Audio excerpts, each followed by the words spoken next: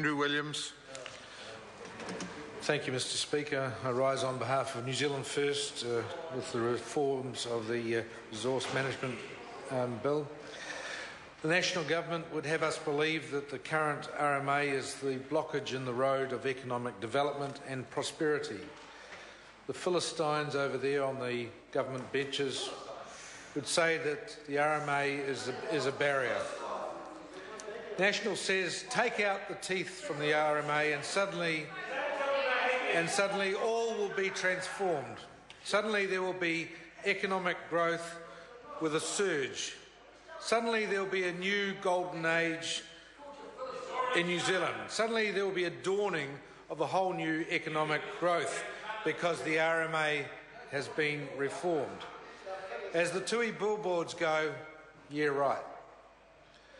What their bonfire of the RMA regulations is a serious damage to our environment, massive unintended consequences, and it will impose potential costs in the manner of the leaky homes fiasco which they brought about back in the 1990s. Yes, we did require some efficiency and streamlining processes to be brought about in the RMA, and everyone would agree there were areas for fine-tuning. But it did not require to be completely gutted as this national government has moved to do. This government does not really want to solve problems. It wants to use problems to pursue its own ideological agenda. Somehow now it claims that changing the RMA is about solving the problems of first home buyers. What a massive leap of logic. How absurd that they've used the RMA as an excuse that they say by gutting the RMA, suddenly tens of thousands of new homes will be built as a result of taking away the rules around the RMA. It's breathtaking. How a bonfire of the regulations is going to translate into more affordable houses is never explained. Only a national government would have the gall, the temerity, the sheer effrontery to pull this sort of stunt. National have not adequately justified this legislation. They are, in a word of assertion, it's all claim and spin with nothing to back it up. The facts are there before you in the the impact report, where 2% of resource consents were notified. 98% of resource consents were not notified. And yet the government would have New Zealanders believe that a large chunk of resource consents were having to be notified when only 2% were. And of those 2%, only 1% ended up being appealed and going through to the Environment Court. 1%. That's such a low percentage, hardly something that means that the country is being held to ransom when such a low percentage are being appealed.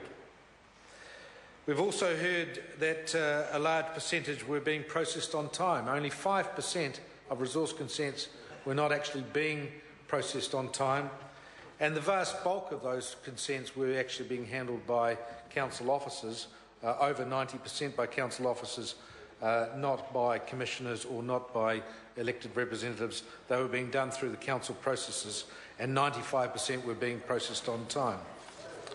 We did have the odd exception, and I will agree there were some exceptions, and it was mentioned by the Minister that Pack and Save in Wairau Road was an example of the RMA being used to hold up a supermarket for 17 years. And that's true. The two supermarket chains were using the RMA and using vexatious litigation and trade competition to hold each other out. And it was a situation, basically, of one supermarket. For every month they could hold the other supermarket off from building their supermarket. There are other 5 supermarkets in the greater area of about a 7-kilometre, 8-kilometre radius were making significant revenues by stopping the competitor being there. There happened to be a certain mayor on the North Shore who became the mayor and said, we're going to stop this and we're going to move on this very quickly, and who knocked the heads together and also brought the staff together, and many of the council officers themselves had very fixed positions on this, and it basically became a situation of leadership moving in talking to all the various parties, sorting it out, bringing them together, and within 12 to 18 months it was done, and I cut the ribbon to open that supermarket within the 2 years of that. So 17 years of grief were brought to a head within 18 months during my mayoralty, simply because logic saw fit, the RMA was put aside, and we came to common sense position and got it sorted out. Mr. Speaker, we've heard also that as a result of these RMA reforms, there will be many other instances where things will be improved. But what we are seeing here is things such as the trees issue. And again, I can tell you from a North Shore perspective, where the North Shore prided itself on having very, very good vegetation on the North Shore and a very, very good governance of our trees on the North Shore, where the North Shore was seen as being a gem the jewel in the crown of the Auckland area in terms of our tree coverage and our rules around trees, and ensuring that the communities were brought into this. And during our Select Committee hearings, we heard from many groups, a large percentage of which came from the North Shore, who talked about areas like Leroy's Bush in Northcote, in the electorate of Jonathan Coleman.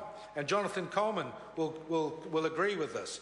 But there, where under our former situation, we ensured that it wasn't just the bush in the public reserve, but all adjoining properties around that in a global sense were impacted. And if somebody started cutting down all the trees bordering onto the public reserve amenity would be greatly reduced as a result. And the community accepted that, and they all agreed. You buy a property bordering onto Leroy's Bush, you do not start chopping all the trees down.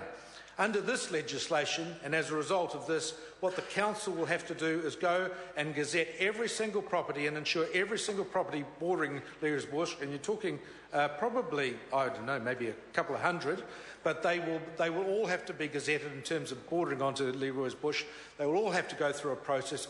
It will all be council time. It will all be council staff time.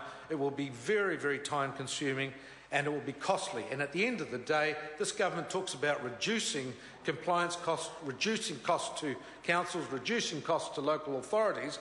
End of the day, there is one example of one reserve on the North Shore of Auckland which will tie up a considerable amount of council staff time simply gazetting all the properties that border onto Leroy's Bush to ensure that the properties adjoining there continue to be protected.